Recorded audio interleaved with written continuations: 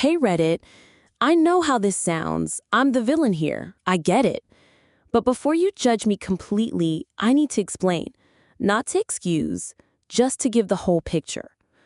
I was married to my husband, let's call him A, for 9 years. We have 2 kids. On paper, we were perfect. Stable jobs, a cozy apartment, no financial disasters, no screaming matches. From the outside, we were the couple people pointed to and said, "See, that's how you do it." But inside, we were dead. Not instantly, not from one big fight or betrayal. It happened slowly. He stopped noticing me, really seeing me. I'd tell him about my day and get a distracted, I'd ask him questions and get one-word answers. He wasn't cruel, he wasn't abusive, he was just absent. I tried to bring it up, more than once, but every time he'd smile tiredly and say, "We're fine." And for a while, I pretended we were.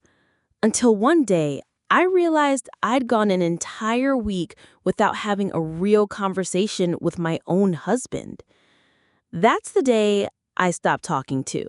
Once I stopped trying, our life didn't fall apart overnight. It actually became easier.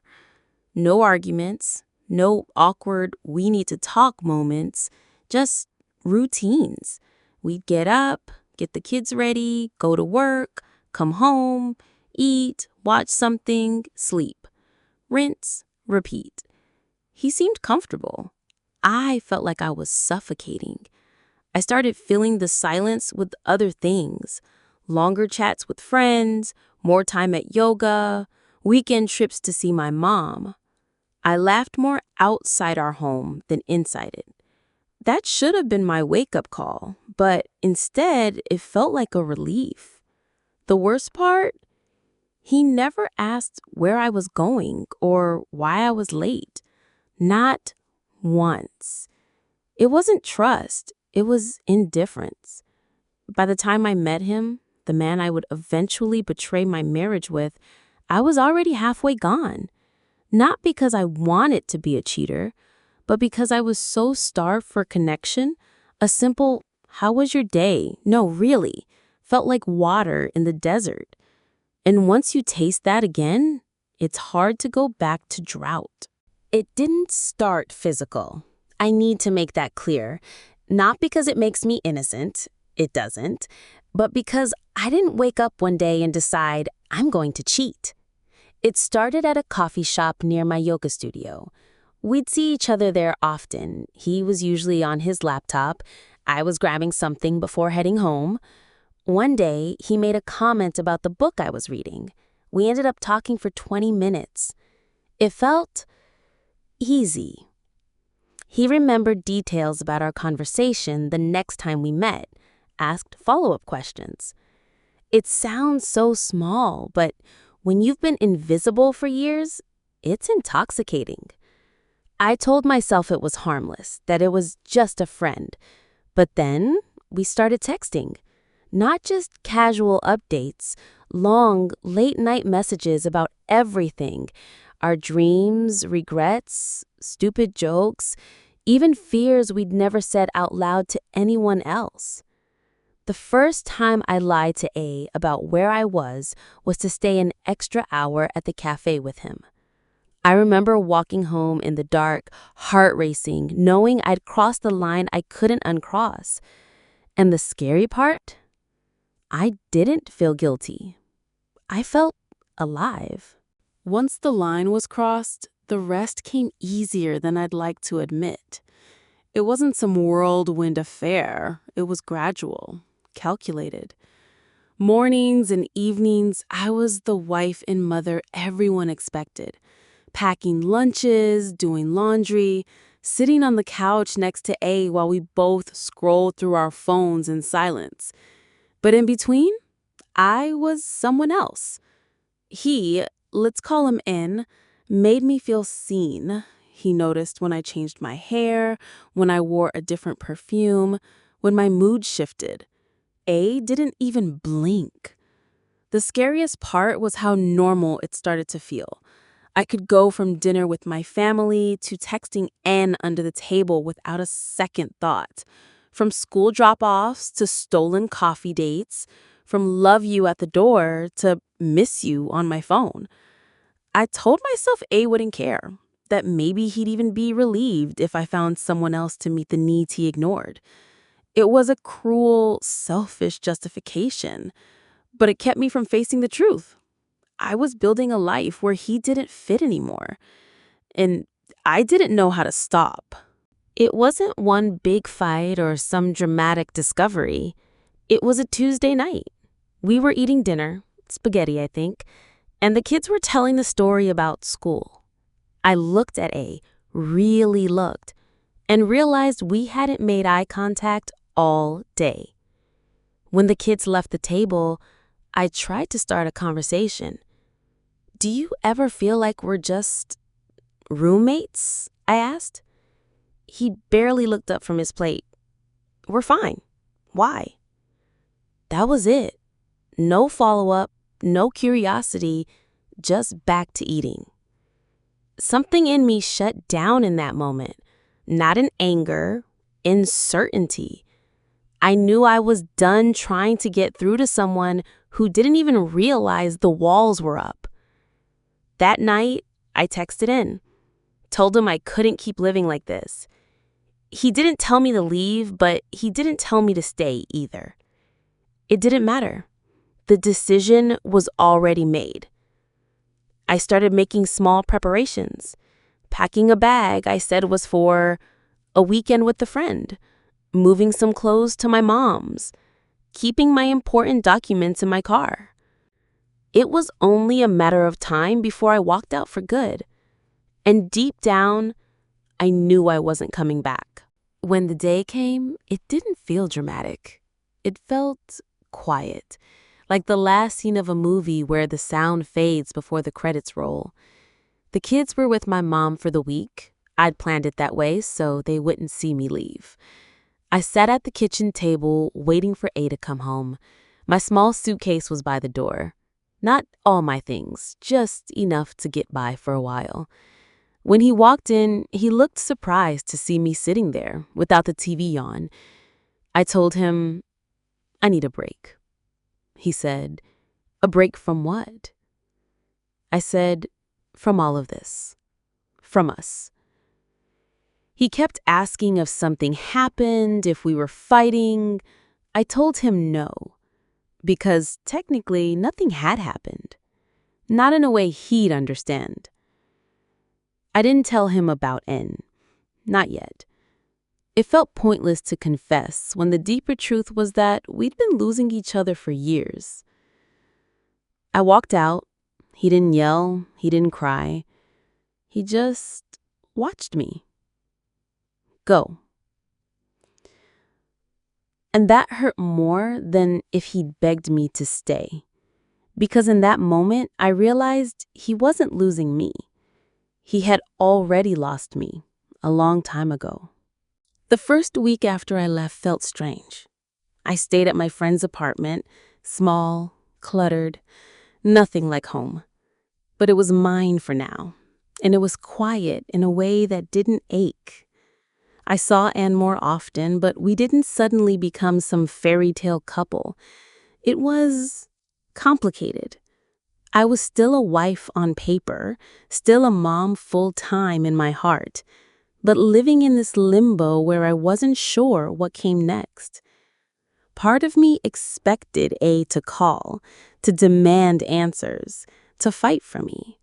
But the calls never came, only short, polite texts about the kids. It confirmed what I'd been feeling for years. He didn't miss me. Not really. And that was both freeing and devastating. Some nights I lay awake wondering if I'd made a huge mistake. Other nights I felt lighter than I had in a decade. It was like I'd stepped out of a life that looked perfect from the outside, only to realize I didn't even recognize the person who'd been living it. It was about a week after I left when A finally texted something that wasn't about the kids. We need to talk. Not about them, about you and him. My stomach dropped. I just stared at the screen, reading it over and over. He knew, or at least suspected. I didn't answer right away. I paced my friend's living room for half an hour before typing back. Can we meet somewhere neutral? Neutral. I hated that word, but I couldn't think of anything else. I didn't want to have this conversation in our old apartment, surrounded by all the ghosts of us. We met at a cafe halfway between where I was staying and his place. He looked not angry, not sad, just confused. I could see him searching my face for some kind of explanation that would make this all less ugly. He asked me, "How long?" I stared at my coffee and said, "Does it matter?" Because the truth was, whether it had been a month or a year, we'd been gone from each other long before In ever entered the picture, and saying that out loud would have been crueler than admitting the affair. He didn't let it go. Asked again, quieter this time. "How long?" I hesitated, then told him, "About a year." He flinched like I'd hit him. I could see him replaying the last 12 months in his head. Birthdays, school events, quiet nights on the couch, now all with a new, uglier context. Then came the question I dreaded. Do you love him? I didn't answer right away. The silence between us was so heavy, it felt like it might crush the table. Finally, I said, "I don't know. Maybe, but it's not about him." I looked him in the eye and said the thing I'd been carrying for years. It's about us, eh? We stopped talking. We stopped seeing each other. We've been roommates with rings for a long time. He didn't argue, didn't tell me I was wrong. He just stared, and I realized in that moment that he had felt it too.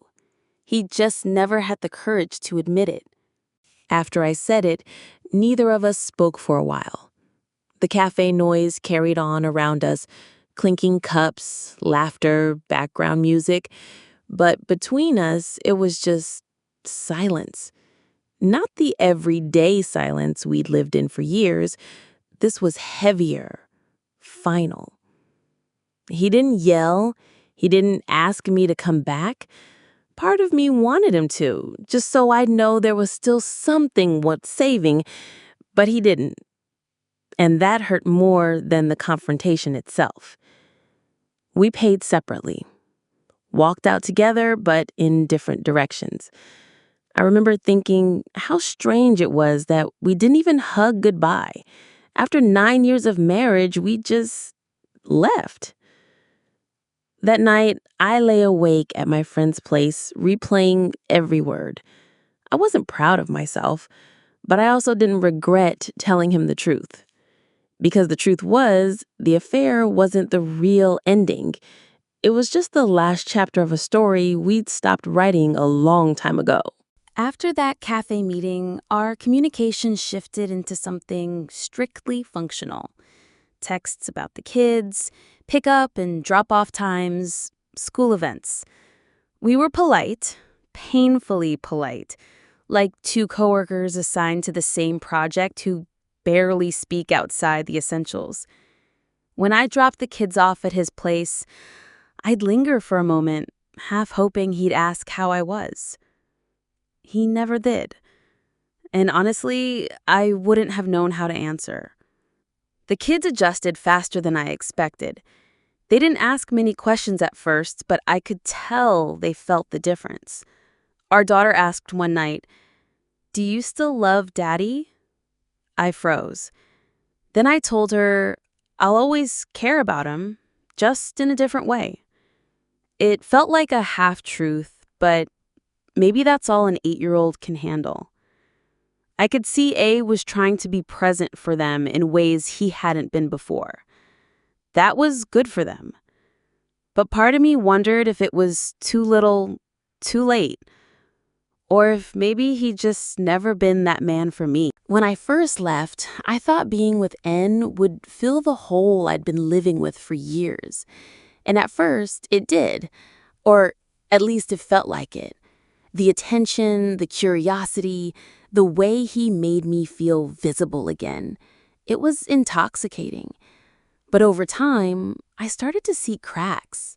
He wasn't some perfect savior. He had his own flaws, his own distractions, his own moments where he didn't hear me the way I wanted. I realized something important. I hadn't left my marriage for him. I'd left because I couldn't breathe in the one I had. And now, without the fog of secrecy and adrenaline, I could see that N was just another person, not a fantasy, not the cure. It was sobering, because it meant the problem was never only about A, and never only about N. It was also about me, about the ways I'd stopped showing up for my own life, about the way I'd been waiting for someone else to fix what I wasn't willing to confront myself. The guilt didn't come all at once. It wasn't the kind that wakes you up in the middle of the night in a cold sweat. It was quieter, slower, like a shadow that followed me everywhere. It was in the way A avoided my eyes when we passed each other at the kids' school events. It was in our son's drawings, still showing all four of us together, even though that would never be true again. It was in the empty seat at the table during birthdays, no matter whose house they were at. I told myself I'd done what I had to do, that staying in a marriage where we were both emotionally dead would have been worse for everyone. And maybe that's true, but it doesn't erase the fact that I broke my vows before I broke the marriage. I didn't miss A in the way you miss a partner. I missed the version of him I fell in love with. And I missed the version of me who believed we'd never get here. Over the months, I started noticing something unexpected. Ave was different. When I picked up the kids, they tell me about how he took them hiking or cooked dinner from scratch or helped them with school projects in ways he never used to. He'd lost weight, grew out his beard a little, started dressing better. He laughed more, not with me, but with them. It was strange, watching him become a more present father and, honestly, a more alive person without me in the picture. Part of me was happy for him. Another part hated that I'd spent years begging for a fraction of that effort. I wondered if he'd ever be that man for someone else. I wondered if, in some alternate version of our lives, he could have been that man for me if I'd just held on a little longer. But then I remembered all the nights I went to bed feeling invisible, all the mornings I woke up already lonely, and I knew I hadn't left on a whim. I'd left because staying had already hollowed me out. It's been over a year now. A and I barely talk about anything but the kids, but it's civil. No screaming matches, no icy standoffs, just two people managing the pieces of a life they used to share. The kids have adjusted in ways I didn't think they would. They're happy most days, and that matters more than anything. N and I didn't last. Once the secrecy was gone, we saw each other for who we really were, and that wasn't enough to build a life on. I don't regret leaving, but I do regret thinking another person could be the fix. I've moved into my own place now. It's small, but it's mine.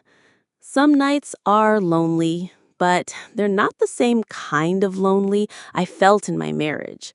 This loneliness is at least honest. I still think about A sometimes, not with longing, but with a kind of bittersweet respect for the years we had. We weren't a bad love story. We were just one that ran out of words. And if I've learned anything, it's this: love doesn't die in explosions, it dies in silence. And once the silence takes over, it's almost impossible to bring the sound back.